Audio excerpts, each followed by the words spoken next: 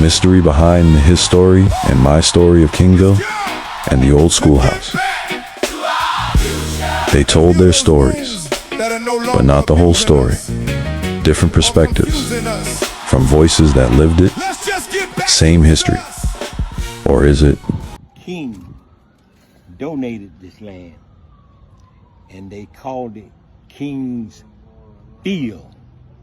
King's Field, not Field, Kingsville. Not Kingville.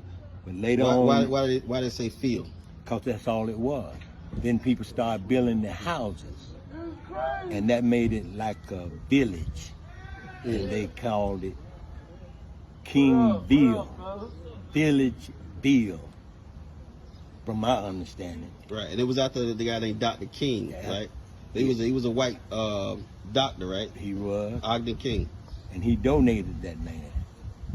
And then later on, after the Old Schoolhouse, they built a school called Kingville High School. And when I left here and went up north and come back, there was no more Kingville, there was South Alabama. We're sitting here with Steve Wall, a descendant of Mr. Henry Wall. If you notice, we're on Wall Street. If you zoom in on that sign right there, right on Wall Street. Yep. So tell us who Henry Wall was. Well, Henry Wall, to me, first and foremost, he was my great-grandfather. And from what I've learned, I missed him by 3 years. He died in 1967, and I was born in 70. So I miss being able to be in his presence. But from what I learned through the family and through the community, he, with a lot of other families and men at that time, did a lot of great things to build this community when it was first established. And I guess the reason why this is called Wall Street is for the things that he contributed to the community as far as churches, and he was a mason in the sense of employment. So he was able to build houses and churches and things like that. And he did that throughout Albemarle, not just in the South Albemarle community. And he was a leader of different things. So he teamed up with a lot of the other young men at that time to really build this community as far as South Albemarle Park and then the Black High School, Kingville. That was all raw land before those were even established. So through that land, it was donated or sold. Why do you think that's so important? As far as being one of the first real estate owners in Albemarle. Because back in those days, you couldn't go, the black kids or the black people couldn't go anywhere else. I think they had Rock Creek, and the story that I was told as far as the park being established is because one of my uncles and several of his friends in the community went to Rock Creek and they wouldn't let them in. So when the community found out about it, my great-grandfather went and told the city, here, take this land, build my community a park. So we won't have to go through that. Because, back then, racism was still here, but it was much heavier back then. You really couldn't go anywhere. And last, what does it mean to you to be a part of that legacy? Oh, man. To me, it's just never ending growth. Like, you always feel like you have shoes to fill that you can't fill, because it's a different day and time, and the things he did can't be done again because, it's a different day and time and things have already been. I can't start Wall Street, it's already here. I'm not a mason, so I can't build houses. All I can do is take, the name he made for himself and continue to make my family proud and just do the best that I can do as a wall man to keep it going.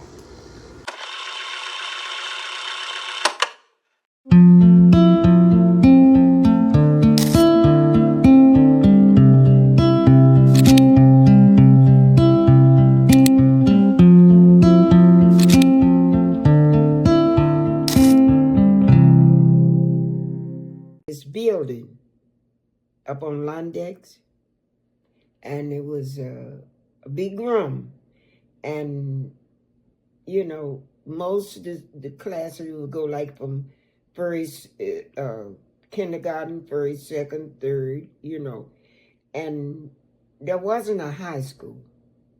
I remember that. There was never a high school there. Why not? Because it was just a house. It was like a school house, not a school building, Mm. but a house.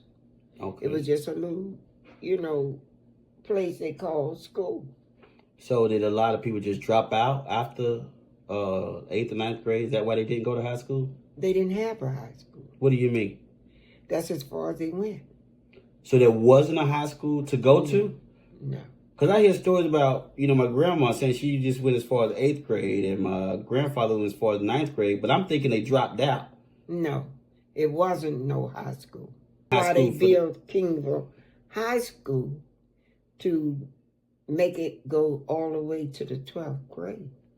So that's when I came to go to school. I began to go to school.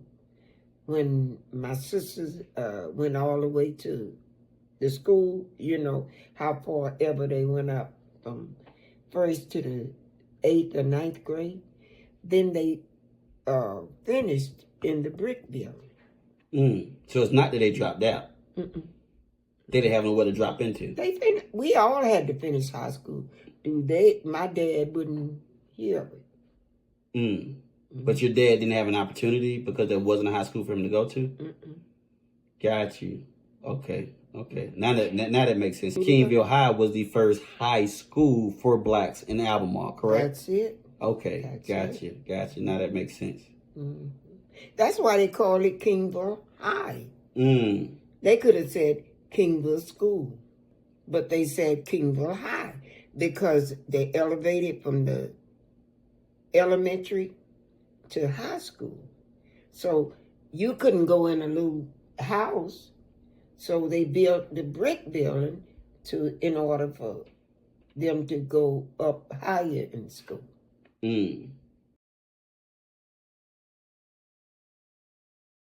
All right, so I'm sitting here with the legendary Charles Crump.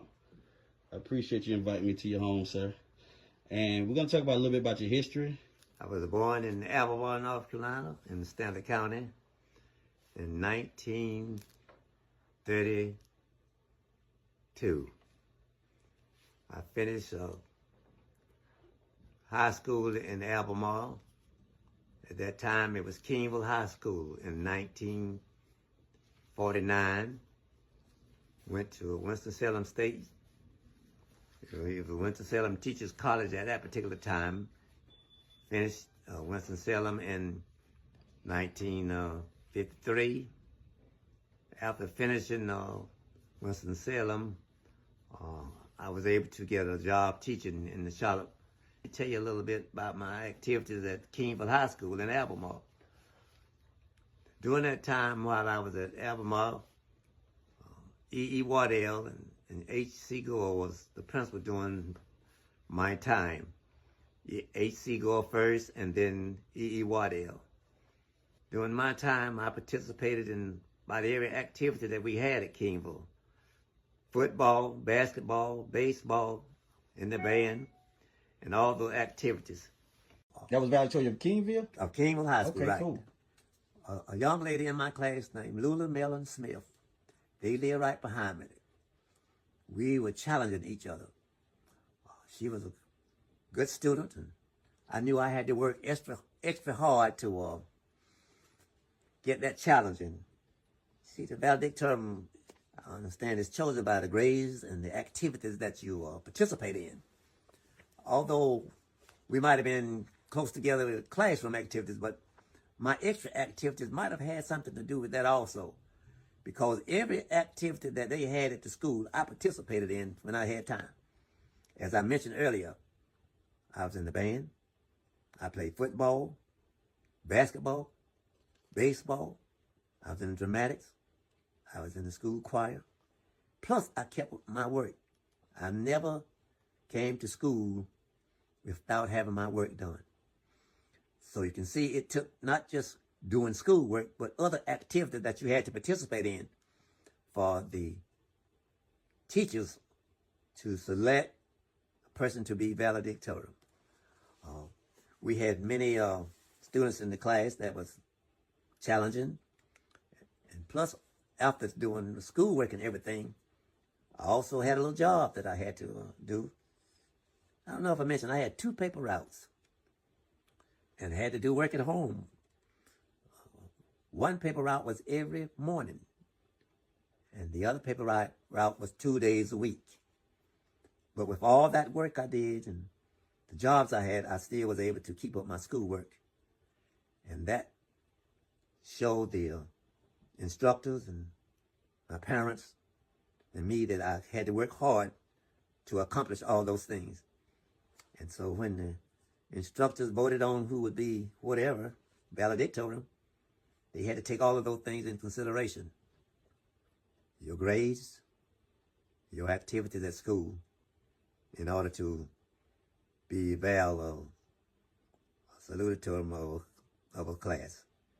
And I thank them for voting on me at that particular time, because I had some challenges. Not only him, I also had the principal's brother in my class that was pushing pretty hard, but I think he's still living in Albemarle, Douglas Waddell. But maybe the things that I did at that particular time had a little slight edge on them. Mr. Ed Lewis again, and tell us a little bit about you mentioned E.E. Waddell, who that was, and what was he to you?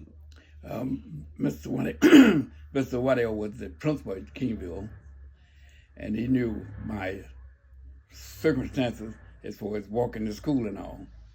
So he made sure that, so I wouldn't have to walk. He said, I'm gonna see that you get your bus license so you have a way to come, to and from school without walking with it. And I appreciate him for that. And Mr. Mitchell was a coach, and I didn't get to go to the away games and all. So he said, I'm gonna see that you can drive the activity bus so you get to go to all the games, and that you get to go. Cause he knew my circumstances wouldn't, that would go. And I appreciate the teachers at the school and the people that worked in the cafeteria that made sure that I got a meal every day by me working in the meal and cleaning the trays and things. And I owe it all to them for making sure that the way that I didn't have a way, that I had a way to do the things that the other kids could do. And I thank him for that. Today I'm sitting down with someone who experienced Kingville at a time when it was still whole. This is my uncle, Jimmy Brooks, class of 1966. And what makes his story powerful is that he experienced Kingville right before everything began to change. Uncle Jimmy, can you introduce yourself and share your connection to Kingville High School? Yes, like you said, my name is Jimmy Brooks. I graduated from Kingville High School. I started there in the first grade, and I graduated in 1966. Of course, Kingville High was a predominantly black school. So you graduated in 1966, the year before the school closed. If someone walked into the school in 1966, what would they have seen and felt? One thing, we were overcrowded, but we didn't realize it because we've always been overcrowded. They would have seen a lot of happy people that didn't like missing school days because of, I never felt like I wanted to miss it. Every now and then I might cut a day, but it was just so much. Always there was something going on all the time there. There may be a talent show going on during the day. There may be a band concert. Football games was during the day. We only had lights my senior year. So we didn't have any lights on the football. We only had two sports, which was basketball and football. At one time they had a baseball team, but I was like maybe in the sixth grade during that time, sixth, seventh grade when they had a baseball team. So, but it's a lot of good memories. I can't say anything any bad memories. Everything was just good memories. We had fun. There was a lot of things going on. Gotcha. So it sounds like you guys look forward to going to school every day. Oh yeah. So you touched on it, and you probably already answered the question. But if you want to touch on it a little bit more, what was Kingville like during your time before everything began to change? We had a store across the street. We used to love to slip across the street to John's little store, and slip back on. We could never going out leaving campus was a no. We weren't allowed to leave campus at no time. But we would always slip across the street sometimes and get where we needed and, come back around. We would always ease around by the gym, come on the backside and just run across the street over there. A lot of memories, especially my class. We had a fun class. We were all close with each other. We grew up right there in Kingville, and we had people that was coming from Oakburg, Norwood, and New London. So everybody was bused there to Kingville. It was only one black high school and the other one was West Baden, of course. But we were the only two around. And there was rivalry times, especially during the basketball season, football season. So we look forward to coming in there and coming to school and how I began and how I look back and how it was before. We had grocery stores that we would, even go to the grocery store. We would always slip. A.J. Morgan, there was a store called A.J. Morgan. We could slip across the street over there and run up there to the grocery store. So it's but the sports had a big impact on us. That's what kept us going, because we didn't miss games. I enjoyed playing sports myself. I played basketball and football there. Played in the band. The band was fun, So before it changed, like I said, it was fun. So let's get talking about the community influence, family roots. Who were some of the people that helped shape you during that time? It was that helped shape us, kept us there was a lot of the adults. If you played hooky from school and some parents saw you playing hooky, for example, they would let your parents know because everybody knew everybody. And if you played hooky, you better make sure that none of the adults saw you, like my parents' friends or neighbors. You stayed in the house. If not, you went out just playing around. And the teachers, one thing about those teachers, which they was all black, they made sure that you did your work, and they were really into seeing that you get an education. Because there was one teacher would always say, "I got mine, you got yours to get." And that was one of her philosophies. She would always say, "I got mine, you got yours to get." So that kind of kept us going. And Miss Christian, who lived across the street, she would always ask, even because I had her in the first grade, and she would always ask me when I'm walking by that way, how's school going? And that even after I graduated, she wanted to know what I was planning on doing. She was there. Matter of fact, she taught my parents. So she was a legend. A lot of legends, were there. But they had a big influence on and we always had support. That was one thing they always tell us, because then there was so many parents that didn't graduate and they all wanted to see. I remember one day I was over in the pool room. I slipped over in the pool room during school day. And this man come up to us, and it was about 3 or 4 of us.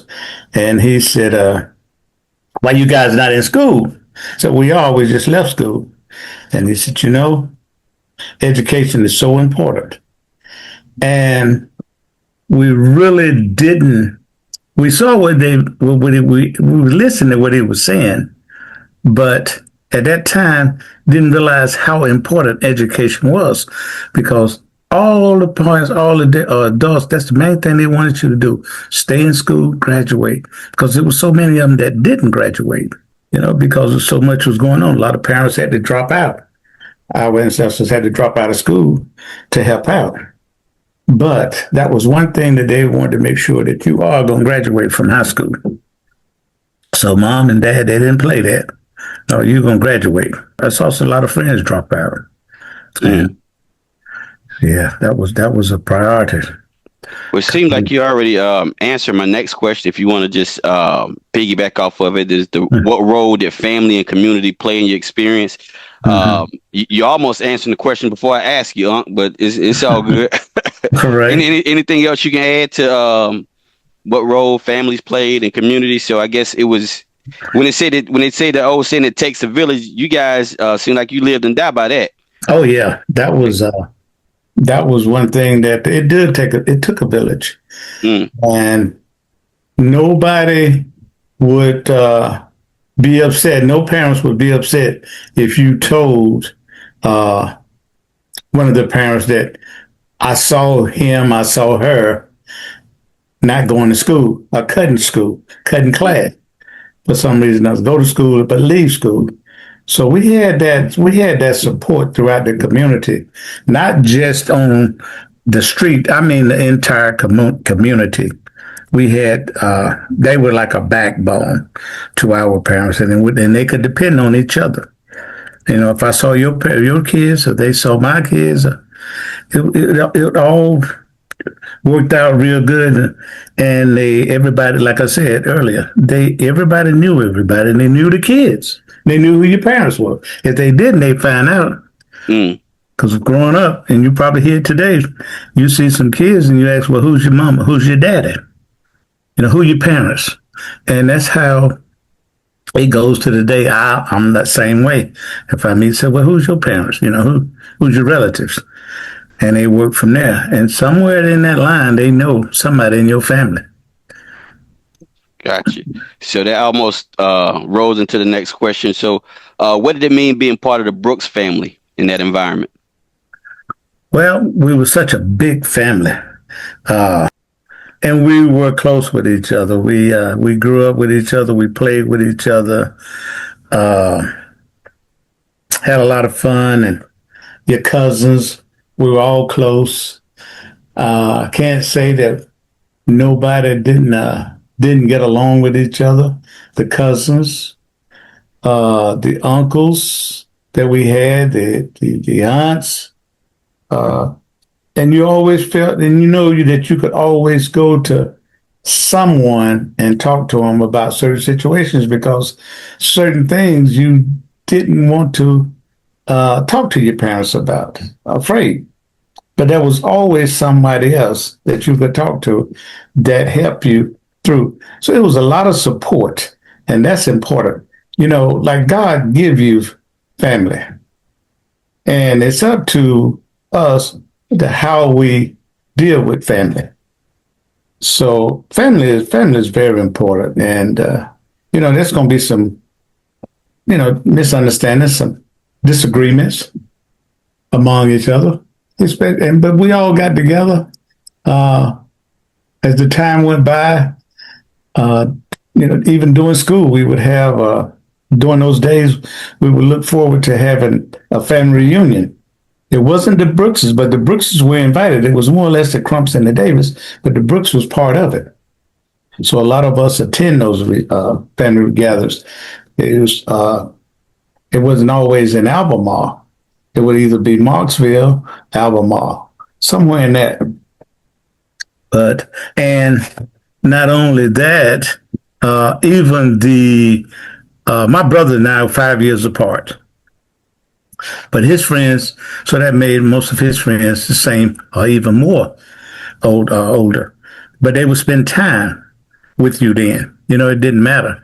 They would always spend some time with you to try to tell you some things, where to go, where not to go, where to hang out, or who to hang out. And it was one thing and I'm sure you told your daughter the same thing.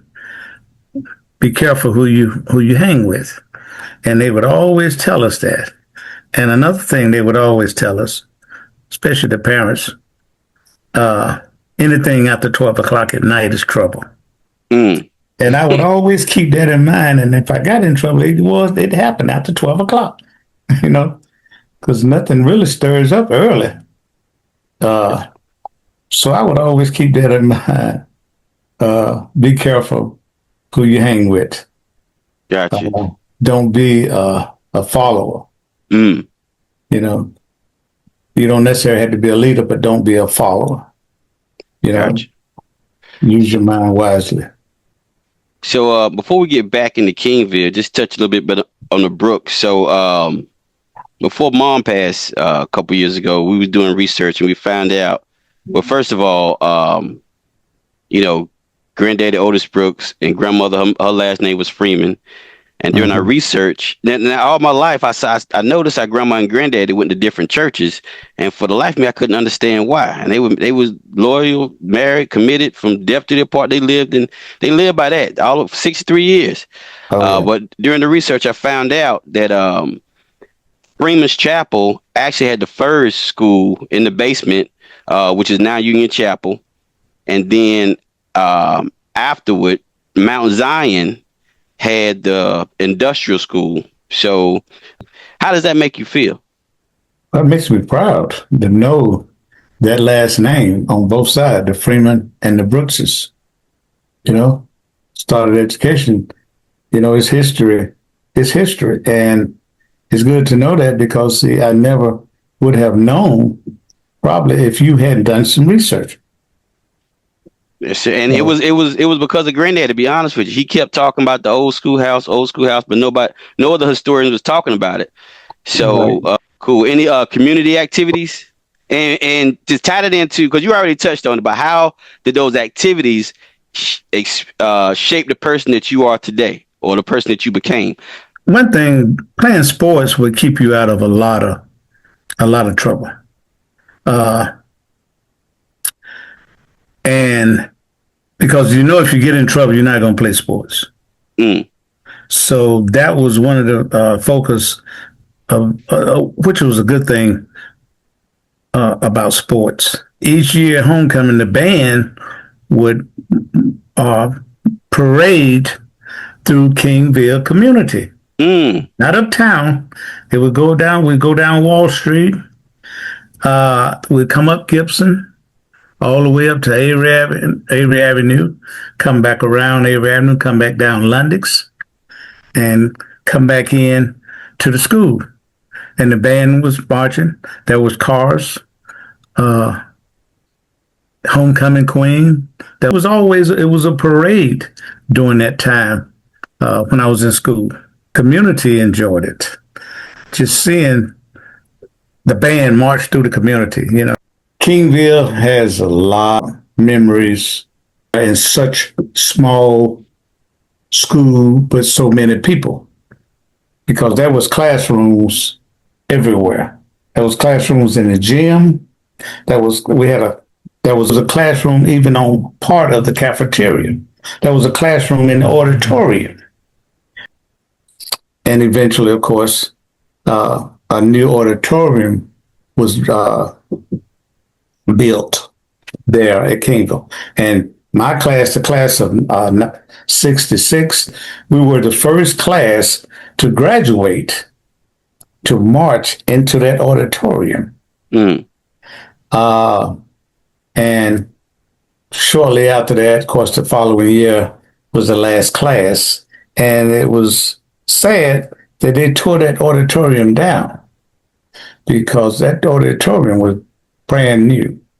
One good thing about that particular year, we left that lectern that you see there in the E. Waddell Center, there that you stand behind, that lectern. You know what I'm talking about. The podium? That podium. Mm-hmm. And the next time you're there, you look at it, and there's a tag on there saying class of 1966. So we left that podium there. We ordered it. All the students in our class, we went in with our money, what little money as we had, and was able to purchase that. So the same one we used. They had it refinished, looked like, but that's the same one that we left. I have noticed that. Yep, look at that. And every time I see that, I think of our classmates. I didn't know that was you though. But Yeah, yeah, I noticed it every time. yeah. We met and we wanted to leave something there because that's how much we love Kingville High. Mm. Let's get into it then. So, this is Dion Brooks. I'm with the Stanley Avengers and the mystery behind the His-Tory and my story of Kingville. Today I'm sitting with Mr. Marlo Williams, a member of the final graduating class at Kingville High School and the son of its final principal. So, go ahead and introduce yourself and your connection to Kingville High School. My name is Marlo Williams. I attended Kingville High School, elementary school, from the first grade all the way up to the sixth grade, and then transferred over into the new building when they built it, which the building exists now, what they call the Waddell Center. Okay. Well, the old building was from 1 through 6. The one they got tore down. The one they tore down. Okay. Right. And the one that's still standing, that was 7 through 12. 7 through 12. Okay, got you. So what was Kingville like before anything started changing? Well, it was a good school. It was a good. Kingville itself was a great community. Very professional, and no drugs. Not like it is now. It's terrible. And everybody was respectful to one another, and during that time, Mr. Waddell was the principal. During that time when I was there, up until whenever he left and went to Charlotte, the second ward. Then after my father left from which is Baxter Keller Williams Senior, left Norwood as a principal there, and he came to Kingville as a principal, and my father. Gotcha. So when you say it was a very reputable school, so Right. I lived it. So for my previous interviews, people say that teachers had bachelors, masters, like they were very educated. I guess the question, did it feel like it's something that was built to last with all these high educators? Well, yes. I mean, we never even anticipated integration. I mean, during that time, I mean, we had reputable teachers. Like I said, they had masters. Even my father, he had his masters. My mother, she had her masters. Miss Stanton, she had her masters. Miss Russian, yeah, she had her masters. They were very, very well educated, and they were great teachers. And we couldn't understand why they wanted to integrate the schools, and they just messed everything up when they integrated. So did you feel like he was given a fair chance to lead, thinking that he was going to be there just as long, if not longer than Wiley, not even expecting integration? He wasn't expecting integration. He just thought everything was fine. Like I say, now once he became principal there at Kingville, some people, when things started kind of going south, when they started giving some of the students the opportunity to go to Alphamont Senior High School if they wanted to. Mm-hmm. Like I say, then you had a couple of them to go to Alphamont Senior High School. Bobby Rose was one, and which he came back, and Woodrow Brigham, he switched and went to Albemarle Senior High School and played football there. His brother did, Ronald Brigham. He went to Albemarle Senior High School and played football, which they stayed up there. And but that was by choice. Mm-hmm. It wasn't mandatory. They did that on their own. But so why did you choose to stay? Because I liked Kingville. I mean, great educators. I mean, and plus, my father was there, and he was very supportive of us. Like I said, I played basketball, and I was good at it. And he supported the basketball and football. He supported everybody, and but he was firm and stern though. He he wasn't a recorder. Mm. You know, whenever he said something, it was one time. He said it one time, and that's the way it went.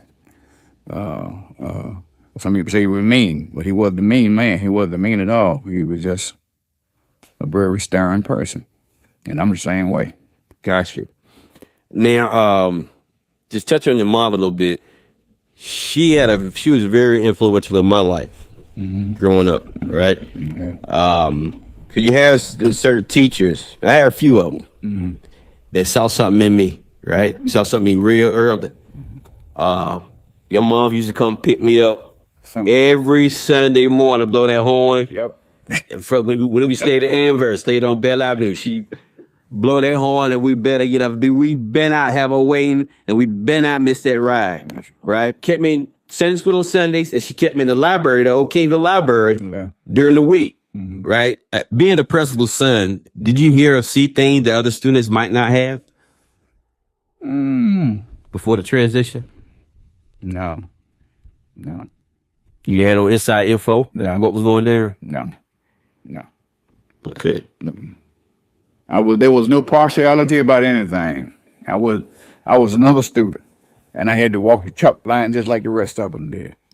Gotcha. So you wasn't aware of earlier that other things that were changing. So you was in the dark just like everybody else. Yep. Gotcha. So it's not that you was hearing at home that maybe wasn't meant said at school. Nope. He did not bring us. He did not bring work home. Gotcha. So at what point did it become clear that Kingville wasn't going to continue? Well, I guess it was after we graduated, because in '67, that's whenever I graduated, and they closed the school down in '68. So whatever happened after I graduated that 1 year, I guess everything was, It's interesting you say that, Mr. Marlowe, because if you look at this picture right here, I'm gonna show it to you. This is the last journalism class that came out. But all we can notice, it's like a newspaper. They refer to as South Alabama High graduates. South Alabama. It's supposed to be Kingville. How does that make you feel? The newspaper had South Alabama High graduates. And on the very next page, in this documentary, and then right there, that also says in 1967 that the South Alabama High School Panthers. Where you getting all this bogus information from? It's what the newspaper said, Mr. Marlowe. The newspaper.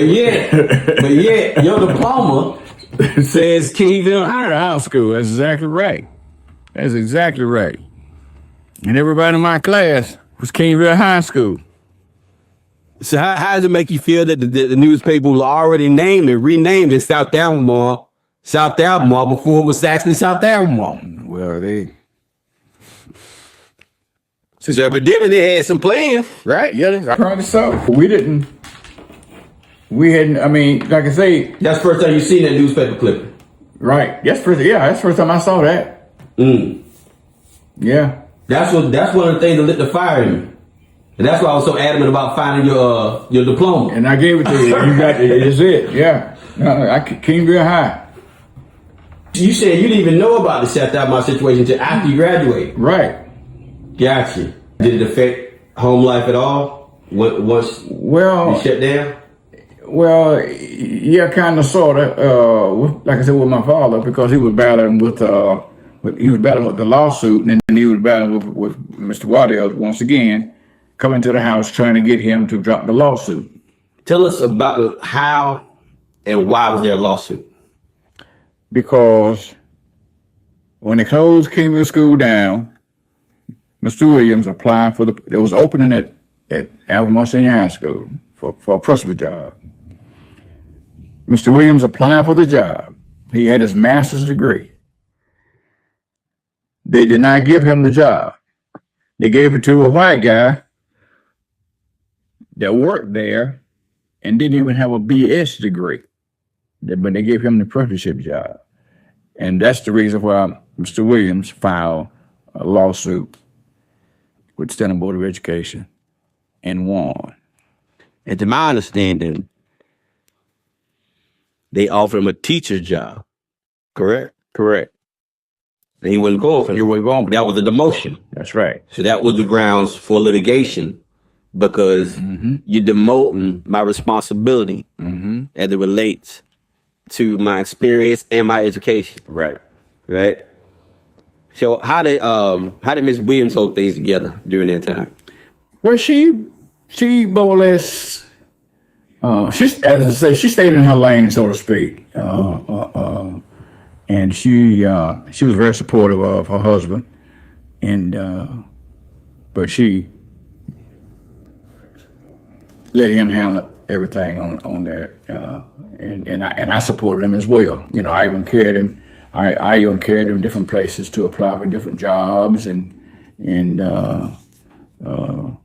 I was his bodyguard. For real.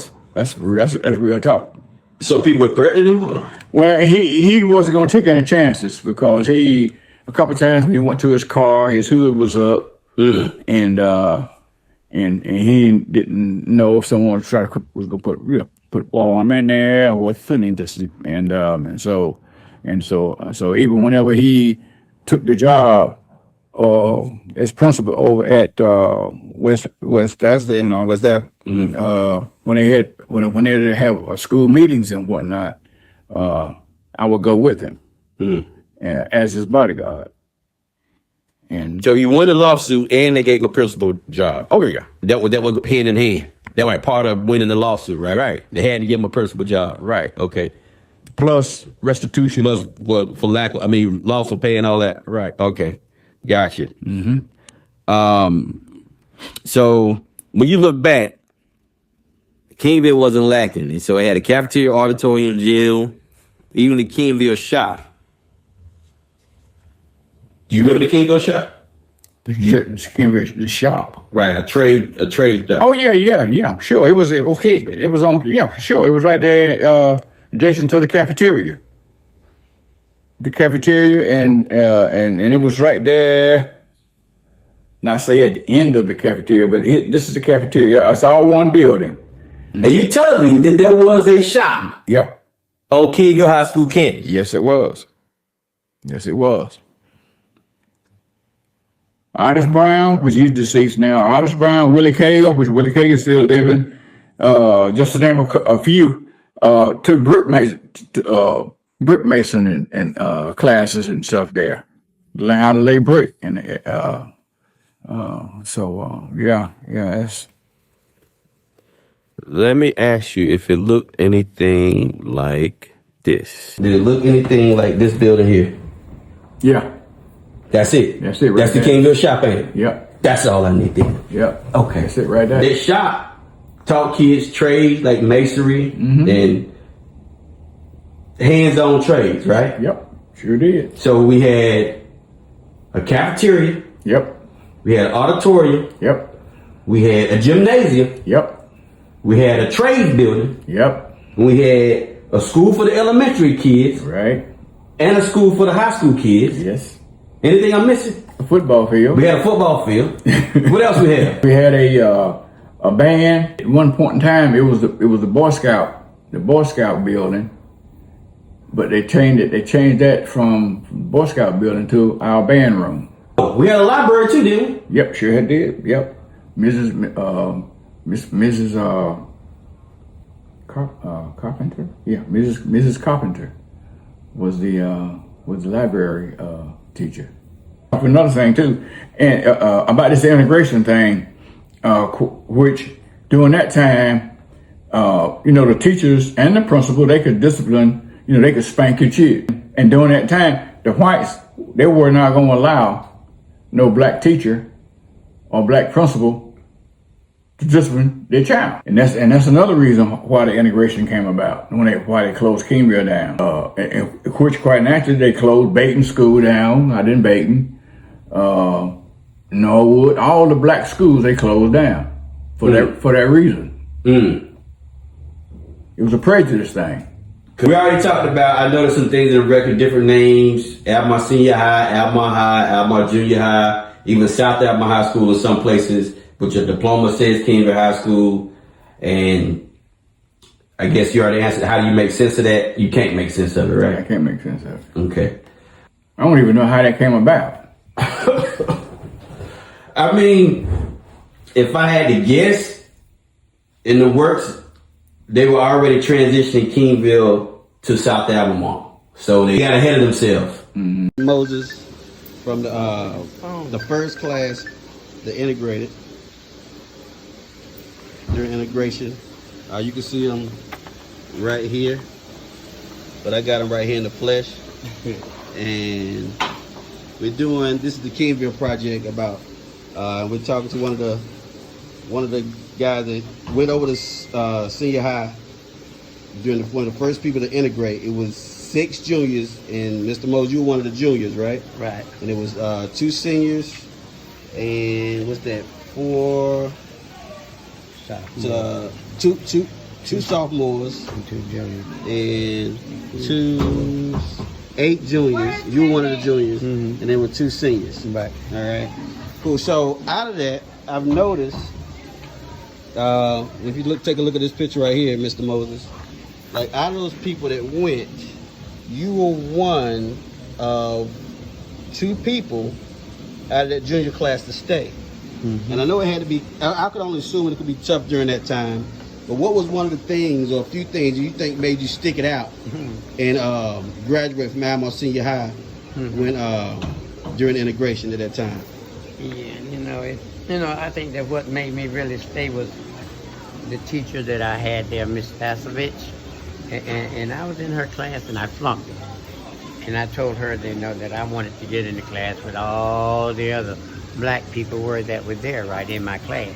And she told me what had happened was the way that they operated at the school. She said when they were teaching everything on the English and all of that level, they were teaching on a college level. You see what I'm saying? When in retrospect, here at Kingville High School, they were teaching everything in the 9th grade, they were teaching 9th grade. Everything 10th grade, they were teaching 10th grade. You see what I'm saying?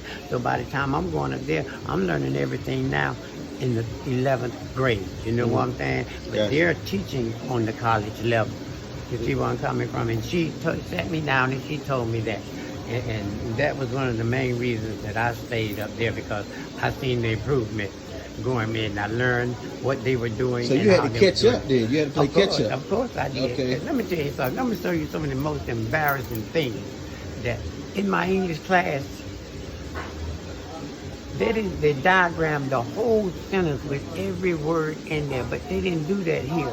They teach you the subject, the verb, predicate, and that was about it. You see what I'm saying? But then it went a little further with the rest of them up there, and that's what they were teaching. And once I got into that, I learned a little more. But I'll be honest, I didn't graduate from up there with an A. I didn't even graduate with a B, but I graduated with a C. I graduated in her class, and I passed with the C+. Okay. I'll take that. And what about that. your other guy? He graduated as well, right? Terry Townsend? Terry Townsend. I can't tell you why he stayed, but we were real close. Yeah, we were. He was one of my classmates too. Yeah, in the senior class and all that. But okay, gotcha. Yeah, And I think my mom was telling me at Kingville, one of the reasons why you guys might have been behind because she said they had secondhand books.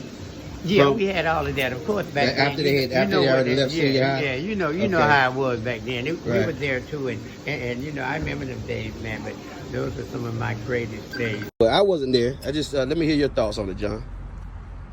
All right.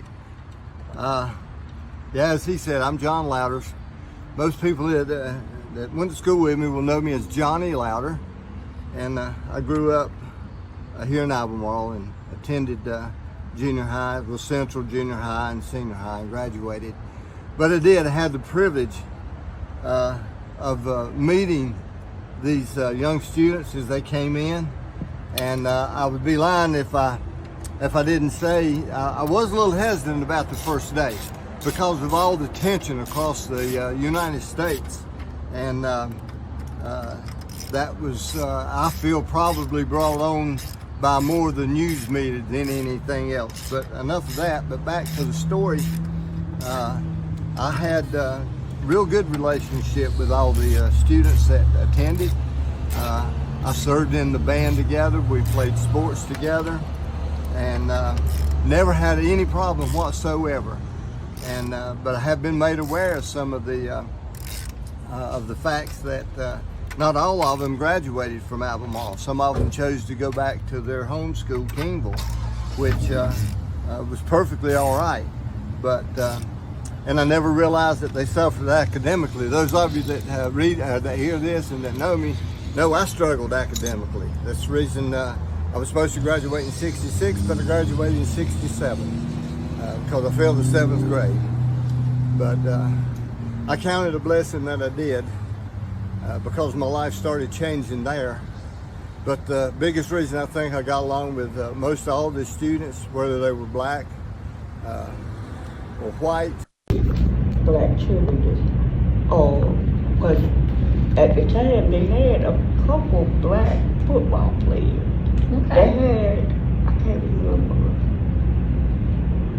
I was in the 10th grade, so they had more black football players than they did when I was a child. I think. I can't remember. Okay. But anyway, they did come up when I was in 10th grade about not having black cheerleaders. Mm-hmm. And it was another one about the superlatives. Yes. They cut that completely out. Oh, they did? They weren't even going to deal with that? They did away with that before I was a senior. Wow. Okay. They just didn't want to deal with it?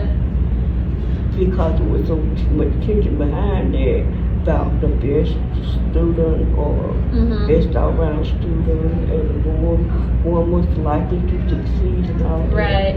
I think they did it a year before. Okay. But my senior year, they did. They didn't do it? Do you know why they decided not to do it? Because it was, I'm not sure. Yeah. But I think it had something to do with the race. Yeah. Oh, really? Because they said they was going to fight. Yeah. It was my senior year. So I didn't wear my uniform that Yeah. that Oh, jeez. Oh. Good was when they were going to have a game that night, so the cheerleaders wore their uniform on game days, yeah. They wore the uniform to school on game day. But that particular day, they said the black said they was going to fight. So I come in there with jeans. Yeah, jeez. And shirt on or whatever. I just can't imagine, because to me it's like you're doing something that you love. And I got called in the office because I didn't wear my uniform. Really?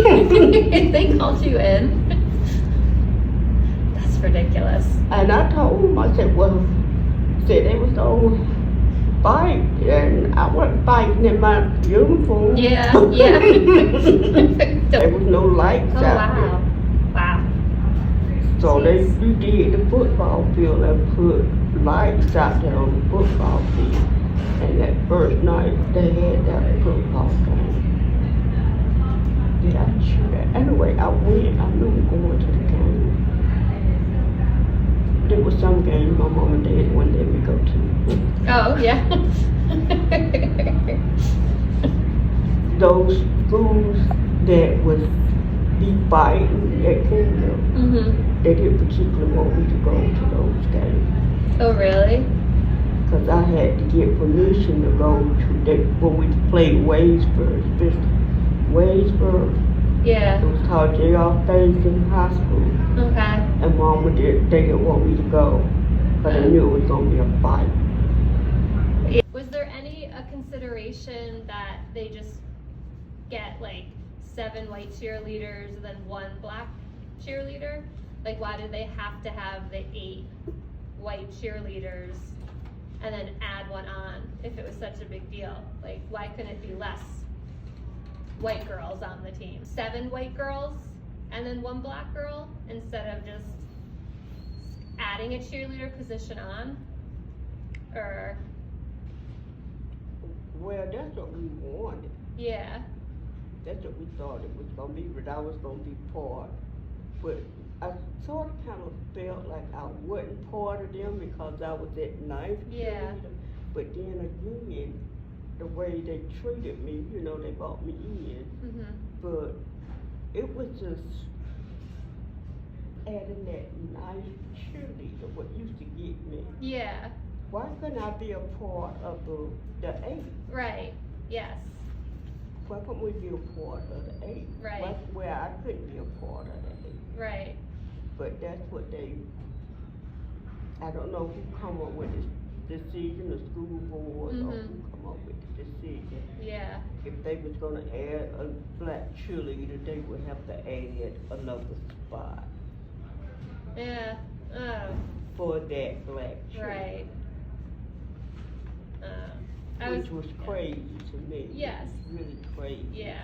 I didn't really understand that, but I'm glad that you apparently don't either. So it's like, that'd be easier. And to this day, I still wondered it. Yeah. Why they... Yeah. It didn't have to be such a big undertaking, you know? Well, it was a big deal because we went back and forth. They went back and forth for a while before they decided to add that we could have a black cheerleader. Why, we went, why we don't have a black cheerleader? You know. Yeah. When you went to other games across the state, were there other black cheerleaders on those teams? Ashford didn't have any. Okay. Yeah. Annapolis had them. South Stanley had about 4 or 5. Oh, okay. Yeah. I don't remember West Stanley had any black children. And I don't know if North Stanley might have had 1 or 2. Okay. I don't recall, but I remember South Stanley. Okay. Because they had half of their squad was black. Yeah. Jeez. Let's feel like it was our school. I can't believe they yeah. had us feeling like we was invaded. Yeah. Like, I can't believe you said, like, some teachers, were awful to you guys. I mean, that's crazy. I was an A student at Kingville. Yeah. I went to Albemarle High School. I could barely make the seat. Really? Oh, jeez. I finally, my senior year, I finally made the honor roll. Yeah. My last semester. I think on my last semester in high school, I made the honor roll. It just shows, like, you never give up. You really persevere. you keep going. Good for you. It's time to give back to our future and heal those wounds that are no longer abusing us or confusing us. Let's just get back used to us. Being united, we stand, and divided, we'll fall for almost anything. Let's bring this back to when there were villages with kings whom respected our queens, who were less concerned with the price of air rings and more concerned with the virgin joys that self-preservation brings before the ring. Let's get back to our future. Let's get back to... Where was the Kingville Elementary School located? But as far as the location of that school, it was on Lundeck Street and on the corner of Lundex and Washington Lane. So the fact of the matter is there was a school there. Yeah, there was a school there. Now there was a school, yes. Right. So what do you know about that school? Now listen, all I ever know about that, all I have ever known about that school, should I say, or know about it now, is that it was a building there, and I think I guess it went to the high school, but there was another building down there, but it was an elementary school building that's down on the next street. I'm trying to think of the name of the street. Colston Street? Colston Street, yes. That was a school right there on Colston Street, right on the corner of Colston and you said that's Bendix? Lundex. Lundex. Okay. All right, on the corner of Colston and Lundex. That was a house right there, was a schoolhouse, that was a school building right there, and it had it upstairs, and it was for the elementary. And that's where the elementary kids went to school. when I was going to school to Kingville, I go back there every day, and it was the same 2-story building, and they said that was the elementary school. I didn't know anything about it. I didn't know anything about that. I didn't have any family. I don't think went to school school there. But all I know is that there was a building there, and they called that the elementary school building. Well, that's as far as the high school, the other building was, I think that was the upper grade. I'm not even sure whether the school went beyond 8th grade or 11th grade. But all I know is that it was a building there, and they called that the Old Schoolhouse. Well, that's the next mystery we need to uncover then, because this is new to me. I just figured out the mystery of the Old Schoolhouse on Lundex and Washington Lane. But if you're telling me there was 2 schools before Kingville, is that what you're telling me? Yes, sir. I'm telling you that right now. Disaggregated in hopes that we all will be equally educated. For size is the law. Yes. These words need to be carefully digested and manifested through us all. Let's not continue to make a mess, y'all. It be cruel fools on this block. Let's take those building blocks of matter that remain broken and shattered like those old souls roaming the halls and walls of Kingville High School. Needing more than just Elmer's glue to mend or mentor. How about we do just a little bit more than compensate for the torment in their eyes and realize the disappointment and demise of why our eyes fell off the prize. Let's finally prove and justify why the struggle should have meant a whole lot more. Let's get back to our future. Let's get back to reconstructing and rebuilding. In an equally equipped, educational, everlastingly, ever-loving, everyone can enter. Why else sinner? For all of us, let's not keep making a fuss just because they bust us. Why not just get back on the bus with the rest of our peers? Solo winter within an earshot of being right here. A novel idea.